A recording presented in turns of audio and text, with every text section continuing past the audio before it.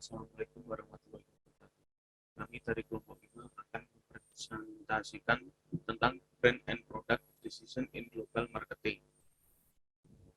Kami pertama-tama akan memperkenalkan diri. Yang pertama ada Silvi Nur Afinda dengan NIM 2019-12333.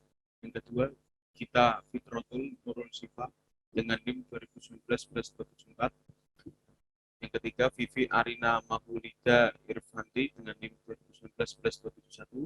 Yang keempat Windy Wulandari dengan NIM 2019-302. Yang kelima Oni Setiawan dengan NIM 2019-323. Dengan saya sendiri Arjanta Wijaya dengan NIM 2019-369. Pertama-tama kita akan membahas tentang konsep dasar produk.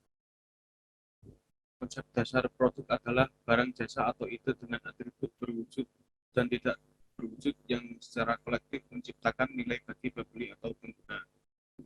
Jenis produk, kerangka kerja yang sering digunakan untuk mengklasifikasikan produk yang membedakan antara barang konsumsi dan barang industri. Garansi produk, yaitu dalam pemasaran global, garansi dapat digunakan sebagai alat kompetitif untuk memposisikan perusahaan secara positif. Dan pengemasan merupakan pertimbangan yang sangat penting untuk produk yang dikirim ke pasar di pelosok dunia yang jauh dari rancang untuk melindungi atau memuat produk selama pengiriman. Pelabelan, label produk dirancang untuk menarik perhatian, untuk mendukung pemosisian produk, dan untuk membantu membujuk konsumen agar membeli. Estetika, pemasaran global harus memahami pentingnya estetika yang visual diwujudkan dalam warna atau bentuk produk, label, atau kemasan. Terima kasih.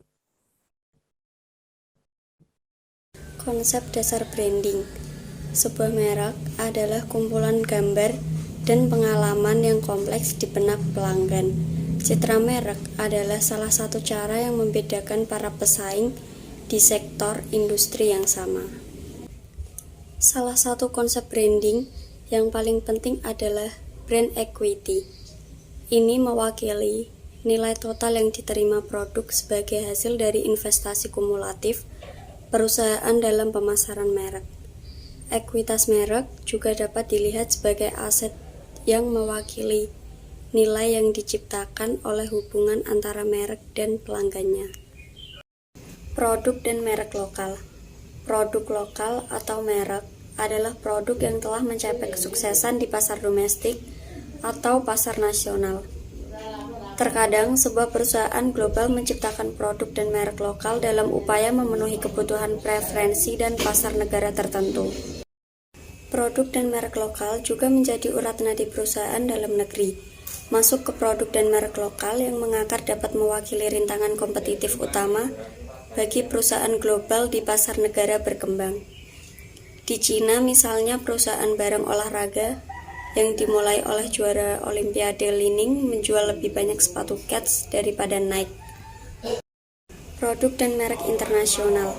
Produk dan merek internasional ditawarkan beberapa pasar di wilayah tertentu. Misalnya sejumlah produk Euro dan merek Euro, seperti mobil Smart 2 kursi Daimler yang tersedia di Eropa. Smart baru-baru ini diluncurkan di Amerika Serikat. Pengalaman GM dengan model Corsa di awal 1990-an memberikan studi kasus tentang bagaimana meluncurkan produk atau merek internasional seluruh dunia. Opel Corsa adalah model baru yang awalnya diluncurkan di Eropa, kemudian memutuskan untuk membuat versi berbeda dari Corsa untuk Cina. Produk dan merek global. Globalisasi memberi tekanan pada perusahaan untuk mengembangkan produk global dan meningkatkan ekuitas merek di seluruh dunia. Produk global sejati ditawarkan di semua wilayah dunia, termasuk triad dan di negara-negara di setiap tahap perkembangan. Pendekatan berbasis kebutuhan untuk perencanaan produk. Ada Coca-Cola, McDonald's, Singapore Airlines, Mercedes-Benz, dan Sony. Adalah beberapa perusahaan yang telah mengubah produk dan merek lokal menjadi. Ketika seorang individu memenuhi kebutuhan di setiap tingkat, dia maju ke tingkat yang lebih tinggi. pada tingkat paling dasar dari keberadaan manusia, kebutuhan fisiologis dan keamanan harus dipenuhi. Merek. Salah satu fakta kehidupan dalam pemasaran global adalah bahwa persepsi dan sikap terhadap negara tertentu seringkali meluas ke produk dan merek yang diketahui berasal dari negara tersebut. Persepsi seperti itu berkontribusi pada efek negara asal mereka menjadi bagian dari citra merek dan berkontribusi pada ekuitas merek. Hal ini terutama berlaku untuk mobil, elektronik, mode, bir, rekaman musik, dan kategori produk tertentu lainnya. Perluas, adaptasi, ciptakan alternatif strategis dalam pemasaran global. Untuk memanfaatkan peluang di luar negara asal, manajer perusahaan harus merancang dan menerapkan program pemasaran yang sesuai. Sebuah perusahaan yang telah mengembangkan produk atau merek lokal yang sukses dapat menerapkan strategi perluasan yang menyerukan untuk menawarkan produk yang hampir tidak berubah di pasar di luar negara asal. Ini adalah jenis keputusan strategis dihadapi eksekutif di perusahaan seperti Starbucks yang membangun merek dan penawaran produk jasa di pasar negara asal sebelum berekspansi ke pasar global. Strategi tersebut antara lain yang pertama yaitu perluasan komunikasi produk atau dual extension, yang kedua perluasan produk komunikasi adaptasi, yang ketiga ekstensi komunikasi adaptasi produk A, yang keempat adaptasi komunikasi produk atau adaptasi ganda, dan yang kelima adalah inovasi. Produk baru dalam pemasaran global. Mengidentifikasi ide produk baru. Kebaruan suatu produk dapat dinilai dari hubungannya dengan mereka yang membeli atau menggunakannya. Kebaruan juga dapat bersifat organisasional, seperti ketika sebuah perusahaan memperoleh produk yang sudah ada yang tidak memiliki pengalaman sebelumnya. Sehingga produk yang sudah ada yang tidak baru bagi perusahaan mungkin baru di pasar tertentu. Pengembangan produk baru. Pendorong utama untuk membangun produk global adalah biaya R&D produk. Saat persaingan semakin ketat, perusahaan menemukan bahwa mereka dapat mengurangi biaya R&D untuk suatu produk dengan pengembangan desain produk global. Departemen Produk Baru Internasional. Desain organisasi terbaik untuk mengatasi persyaratan ini adalah Departemen Produk Baru. Manajer di departemen semacam itu terlibat dalam beberapa kegiatan. Pertama, mereka harus memastikan bahwa semua sumber informasi yang relevan terus-menerus dimanfaatkan untuk ide-ide produk baru.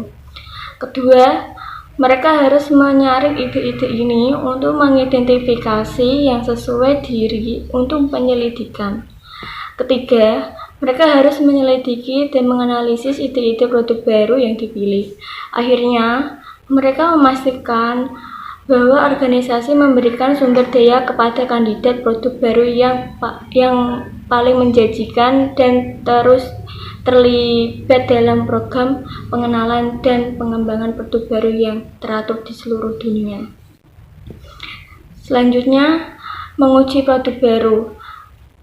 Pelajaran utama dan pengenalan produk baru di luar pasar dalam negeri adalah bahwa setiap kali suatu produk berinteraksi dengan elemen manusia, mekanik, atau kimia, ada potensi ketidakcocokan yang mengejutkan dan tidak terduga.